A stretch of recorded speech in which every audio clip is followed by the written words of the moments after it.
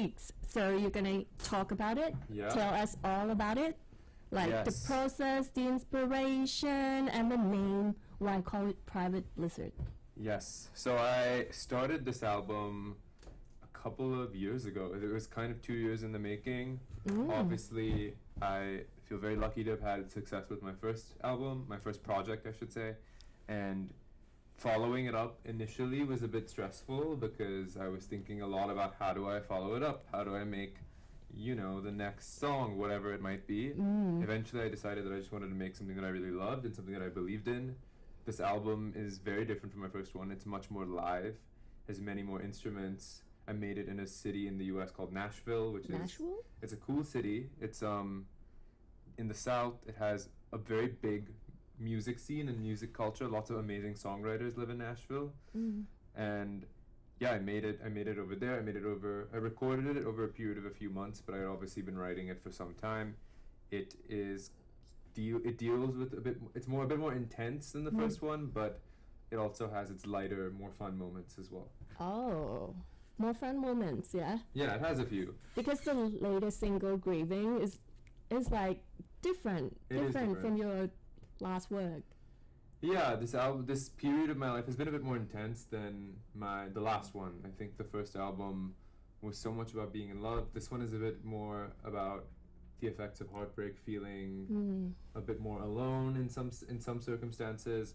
My life has looked very different. I've been living between so many different cities. I constantly travel, of course, and there's a loneliness that comes with that as well, and that's also a part of this album. So it's definitely a bit deeper and a bit heavier, but I think the instrumentation, it still feels fun, even if it is a little bit, more somber. But I like it very much though, because I think it's like relatable. Yeah. You know how there's pain in life, but you also need the strength. Yeah. I can hear that in your song Grieving. Thank you so much. Yeah, I love that song. It was one of the more recent songs I finished for the album, and it came so quickly and so naturally that I knew I was going to put it on.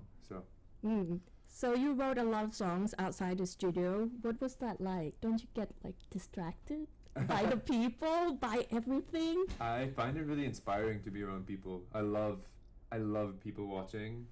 I love the idea that nobody knows that I am writing these really intense songs.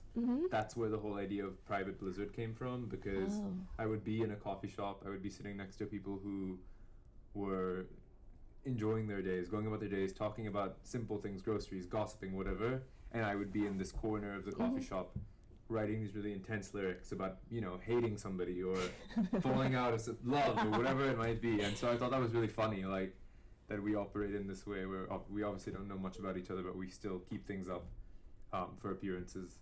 So what's the theme, like the central theme of the album? The themes of the album, heartbreak is definitely one of the main themes of the album. It deals with that. It's very coming of age, so it's much more mature. And the other theme is it's very introspective. It's an album that's very on the brain. So the first project I put out was all about feeling. It's all about being in love. All about. This one is a bit more about what happens inside your mind and the things that keep you up, the things that you carry with you when you travel somewhere, the baggage that you have with you. And so those are kind of the main ideas behind this album. So you describe the songs from this album as friends. As friends, yes. Who held your hands through the messy times of your life. So do you have your favorite friend?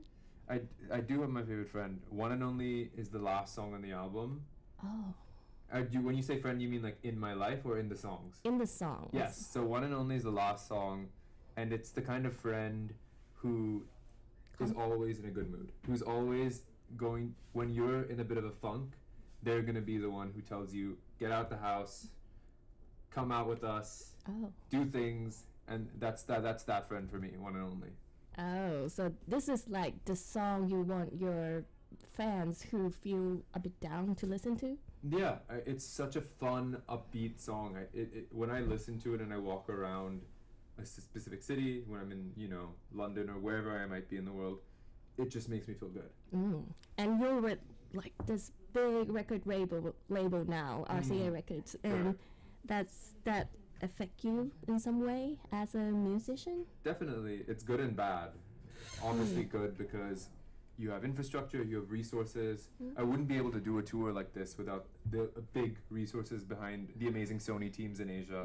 But obviously having a label is like can be challenging in some ways as well because you're so used to doing it by yourself and you're so very used to kind of having, and I have full control, but like I'm used to things being very like on the go, flexible and free, and I think obviously when you're working within a business or whatever, it's just a bit more regimented.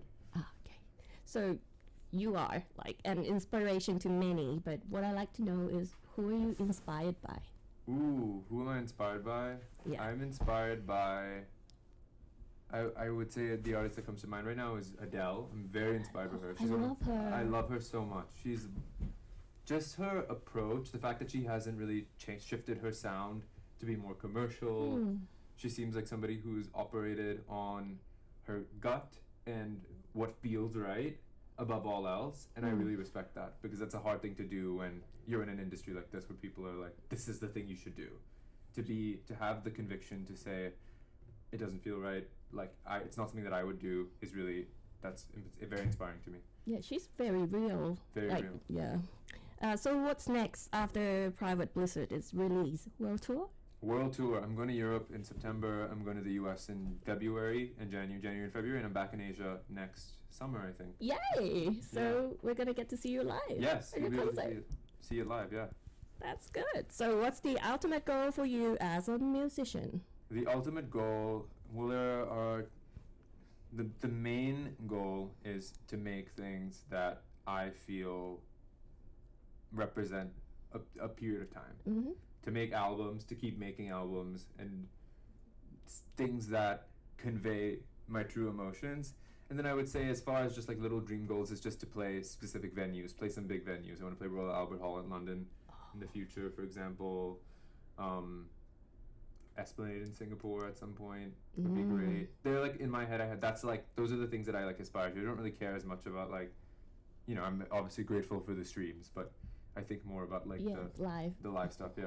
So do you have anything to say to your fans? I want to say, as always, thank you so much. I am so lucky to be able to do this as a job, and I know it's all because of you. So I hope to keep coming back and keep seeing you. So before you go, would you mind singing us a few lines of any song from this album? Yeah, I'll sing a bit of Tragedy, which is the first single of this new album. See, I'm trying not to think about it, but I always do. Playing out the scene in my head on an endless loop. Feeling like the main character, but in my own tragedy. Well, in Thai, we have this phrase, when you hear something so beautiful, you said, oh, my ears are glazed with gold. And now my ears are glazed with gold. That's so by sweet. Your voice. Thank you so much. Thank you so much for being here again. Course. I enjoyed talking to you. Yes, it was lovely. Lovely. ขอบคุณค่ะ ขอบคุณค่ะ Thank you so much. My ears glazed with gold now. Cutest saying ever. Really? It's Thai. It's like, oh, หูเคลือบทอง is like glazed with gold. Thank you. Thank you. Do you mind take Yes, let's do it. Yeah.